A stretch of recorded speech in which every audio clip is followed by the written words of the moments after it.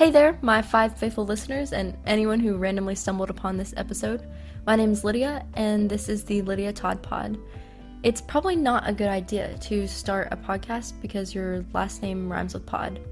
But I'm here anyways. From spontaneous trips to special guests to deep spiritual conversations and everything in between, expect inspiration, stories, and plenty of laughter. Grab a glass of milk, settle in, and let's dive into the episode. Season 1. The genesis of my travel. My love for travel didn't happen overnight. It all started with yearly family vacations. Spending a lot of time on trips, we were able to bond and create so many great memories. Fast forward to 2018 in Panama, a trip that opened my eyes to purposeful travel and cultural diversity.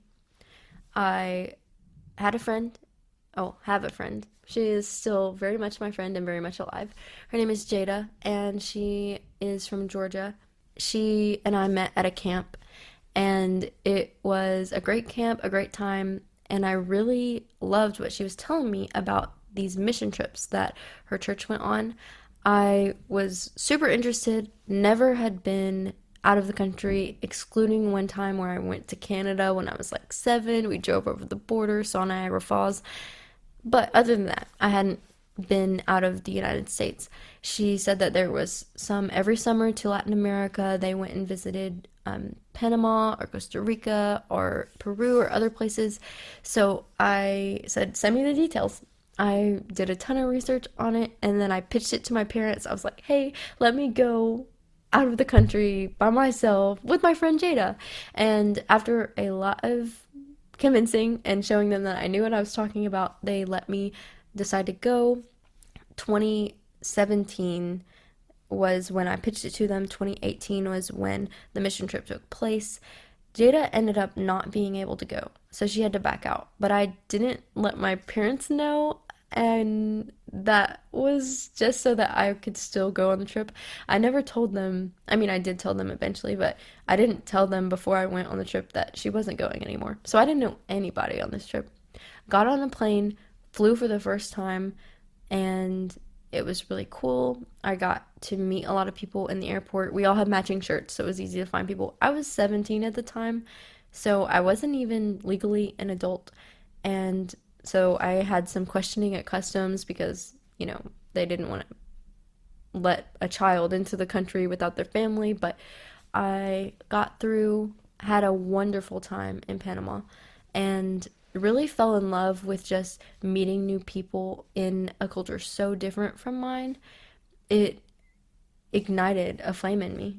So as someone who holds faith close to my heart, it is fascinating to see how my faith intertwines with my travels. Traveling to Panama was a game changer, and it has shaped the way that I approach travel to this day. I have also been to Peru and Costa Rica, Australia, New Zealand, also on similar trips as the trip I took to Panama, and it helps me know that I'm not just traveling, but I am able to make a difference while I do what I love. There have been moments where I have been moved, like in my heart, to relocate. I moved to London earlier this year so that I could work with the churches here and share my faith with people who maybe hadn't had the opportunities to be exposed to faith like this. I have also had moments where I felt that travel deterred me from my faith, where maybe vacations or trips or things like that took away my focus and my time to be able to just live a life for God. And so I felt the heart pull both ways, traveling to honor Him and traveling to deny Him. That has been something that has been on my mind. How do you balance it's okay to have fun and do things you enjoy and do all things in the name of the Lord? I have, I think, found a balance in my life, but that is still a struggle. And so if you guys have any tips for that, or if you have experienced similar things, comment below and let's have a conversation about it, because I don't think that I've had many conversations about that aspect of a spiritual walk, of people feeling that maybe travel is, a blessing, a great thing, and then travel is something that takes away from their spiritual life. If you have any perspective on that, I would love to hear it. Those are just some basics of my journey with travel, my feelings about travel. I absolutely love traveling and seeing new places. If I had the opportunity to go to a new country every month, I would. My traveling has been some of my long-term goals in life. First, it started with I want to go to every continent, but I'm pretty close to that goal, and I didn't want my goal to be something that I accomplish really soon and then don't have anything to look forward to. So I made my goal something that changes and ages as I age. So every year I'm older, I want my age to match the amount of countries I've been to. The United Kingdom was number 23 for me, and I am 23, so that is great news. I'm on target. And every year that challenges me to go travel and see something new. For all of you aspiring travelers out there, here are a few nuggets of wisdom that I've gathered along the way. One, whenever you travel, do it with friends. If you are traveling, unless you like traveling alone, but I think that travel is always better when you enjoy it with people who you want to make memories with. So go with friends, go with family, make a vacation, a trip out of it that you can look back on and recall fondly with your friends.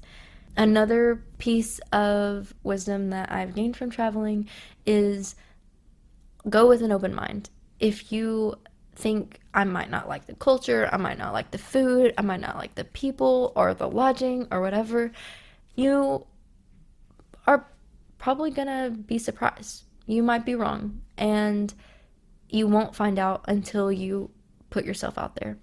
Whenever I first went to Israel and Jordan, I had a lot of reservations, not in the sense of I didn't think I would enjoy it, but just that I didn't know so much about Middle Eastern culture. And after going, I loved the people. I really liked the food. That surprised me as a picky eater. There is just so much that you're going to learn while you're traveling, so go with an open mind. And a third piece of wisdom is if you want to travel, set goals and do it now.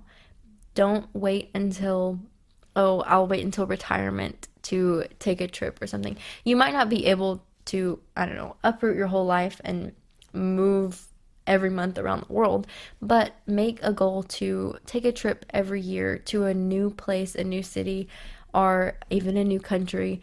Don't wait thinking I'll have more money, I'll have more time, I'll have less family responsibilities, because those things never go away. I think it just changes and stacks up and maybe even gets harder as life goes on to make time and prioritize travel. So if you have a passion for travel, then my advice is to do it now. Before we wrap up, I want to hear from you. What are your favorite travel memories or your burning questions about travel? I have a lot of episodes planned, but there's plenty of room in the schedule to address your questions and explore with you. Maybe if you have a really cool experience about travel, then we could collab. That would be really cool. And so let's connect on social media and keep this conversation going. If you have any travel tips, advice, questions, anything, or even just, hey, this is a destination you need to go and make a podcast about, I'm completely open.